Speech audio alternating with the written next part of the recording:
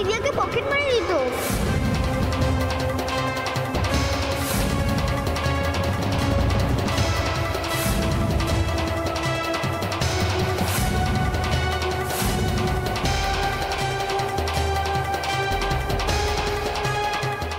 কি মেহুলি ম্যাডাম, কিছু ভুল বললাম?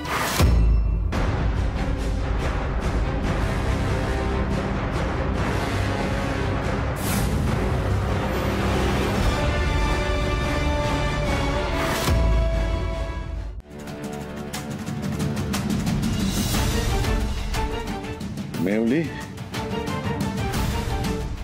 তার মানে সেদিন পাবে আমি যেটা দেখেছিলাম ঠিক দেখেছিলাম, কিন্তু তুমি আমাকে ভুল বুঝিয়েছিলে, তুমি আমাকে মিথ্যে বলেছিলে। আমি ভুল দেখেছি। হ্যাঁ বাবা, আমি একটু আগে ওকে গিয়ে ওর ঘরে চেক করে এলাম। ও নিজে হোমওয়ার্ক করছে, সে কখন থেকে বসে হোমওয়ার্ক করছে। এটা তুমি কি করেছো মেহুলি? মেহুলি,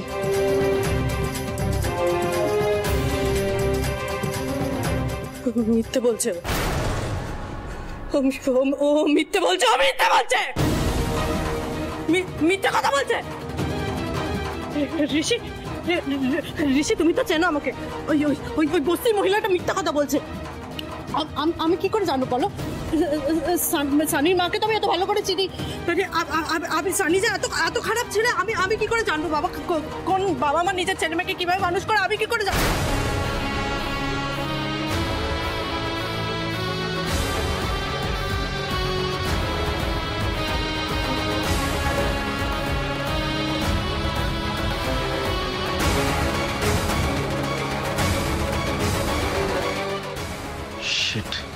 ঠিক এই ভয়টাই আমি পাচ্ছিলাম।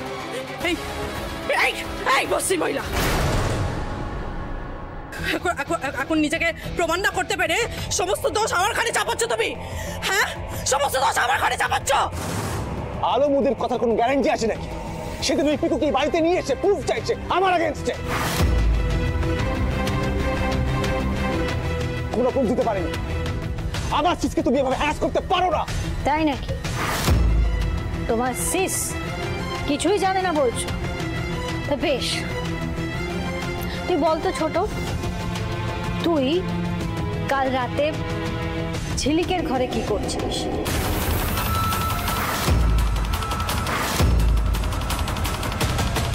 কি ভেবেছিলিস আমি ঘুমিয়ে পড়েছি? ঝিলিকের ফোন নিয়ে তুই ঘাটাঘাটি করছিলিস।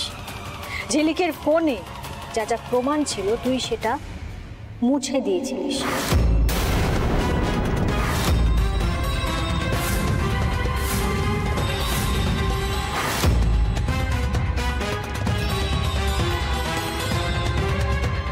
মুখটা এরকম হয়ে গেল যে? কি ভেবেছিলিস তুই আমি ঘুমিয়ে পড়েছি, আমি কিছু টের পাচ্ছি না, তাই ভেবেছিলি? এবার বুঝতে পারছো রূপালী, তুমি এবং আমি কতটা বিপদের মধ্যে আছি? তাই আমার থেকে আর কিছু না লুকিয়ে আমাকে ঠিক করে বলো রূপালী। আজ রাতের মধ্যেই ঝিলিকের ফোন থেকে সব ছবি ডিলিট হয়ে যাবে।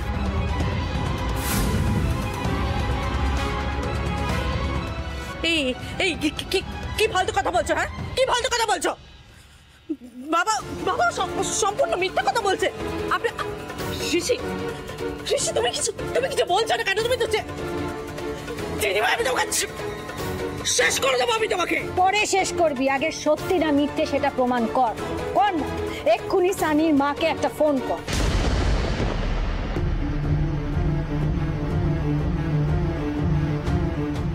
কেন কেন রূপালীকে ফোন করার কি দরকার আছে? বৌদি যেটা বলছে সেটা যদি মিথ্যে হয় তাহলে তোমার ফোন করতে অসুবিধাটা কোথায়? এক্স্যাক্টলি, তোমার যদি মনে হয় যে তুমি ঠিক, তাহলে তো তোমার ভয় পাওয়ার কথা নয়। ফোনটা করো, ফোনটা করো মেহুলি। মেহুলি, আমার কিন্তু সত্যি এবার মাথা গরম হচ্ছে। ফর গড সেক ফোনটা করো, ফোনটা করো মেহুলি। ঠিক আছে, করেছি আমি।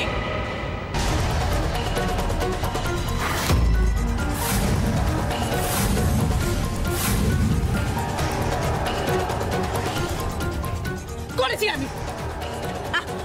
আমি কাল রাতে ঝিলিকার ঘরে লুকিয়ে লুকিয়ে গিয়েছিলাম, গিয়ে ওর ফোন থেকে ফটো ভিডিও সব ডিলিট করেছি আমি, করেছি।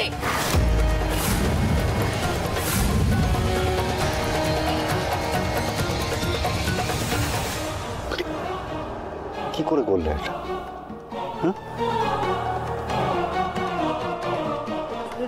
ঋষি,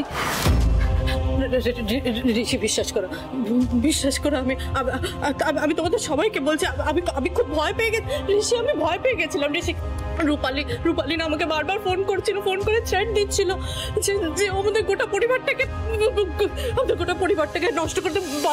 বাবা বলছিল যে সূর্যোদয় নাম খারাপ করে দেবে, সূর্যোদয়কে পথে বসিয়ে দেবে। বাবা আমার কিচ্ছু করার ছিল না বাবা, বিশ্বাস করুন। আমি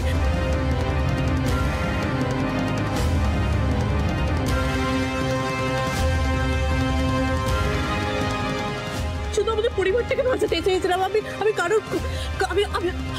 কারোর ক্ষতি চাইনি বাবা, আমি কারোর ক্ষতি চাইনি বাবা। বাবা আমার কথাটা শুনুন না, আমি বলছি না আমি কারোর ক্ষতি চাইনি। কেন? অসাধারণ মেহুলি সিংহ রায়, অসাধারণ। ভালো নাটক করতে পারিস তুই। তুই নাকি এই পরিবারের কথা ভেবে এত কিছু করলি, তুই ঝিলিকের কথা ভেবে এত কিছু করলি, অথচ যেই ছেলেটা ঝিলিকের এত বড় সর্বনাশ করার চেষ্টা করেছিল, ও জীবনটাকে শেষ করে দেওয়ার চেষ্টা করছিল, তার সম্পর্কে যতগুলো প্রমাণ ছিল ওই ফোনে, তুই সেটা মুছে দেওয়ার চেষ্টা করলি, প্রমাণটা লোপাট করার চেষ্টা করলি। সত্যি করে বল, তুই এই পরিবারের ভালোর কথা ভেবে এত কিছু করলি নাকি নিজের ভালো ভেবে করলি এটা? শাক দিয়ে মাছ ঢাকার চেষ্টা করিস না মেহুলি সিংহ রায়, আর পারবি না। একটা কথা খুব ভালো করে শুনে রাখ, আজকের পর থেকে আমার বা আমার মেয়ের কোনো ক্ষতি করার চেষ্টা করলে আমি কিন্তু তোকে শেষ করে দেব। তখন আমি কারুর কথা শুনবো না, কারুর কথা মানবো না, বুঝেছিস?